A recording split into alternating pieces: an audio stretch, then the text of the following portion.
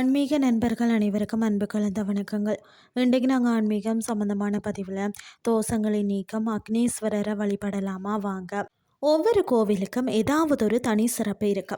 அந்த வகையில் தான் அக்னீஸ்வரர் கோவிலின் சிறப்புகளை பற்றி நாம் இன்றைக்கு பார்க்கலாம். இந்த கோயில் தஞ்சாவூர் மாவட்டத்தில் திருவிடைமருதூர் வட்டத்தில் காவேரிக்கு வடக்கே அமைந்துள்ளது.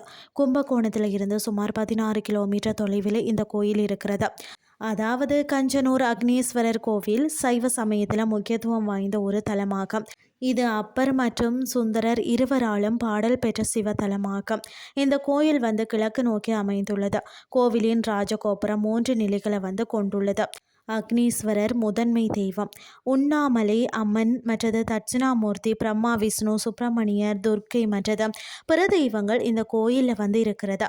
சுயம்பு மூர்த்தியாக விளங்கும் அக்னீஸ்வரர் லிங்க வடிவில் சுக்கிர பகவானாக இங்கு அருள் பாலிக்கிறார்.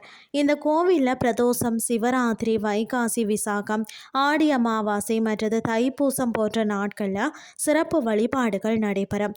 நவகிரகங்களில் ஒன்றான சுக்கிரனுக்குரிய பரிகார தலமாக இந்த கோவில் விளங்குகிறது.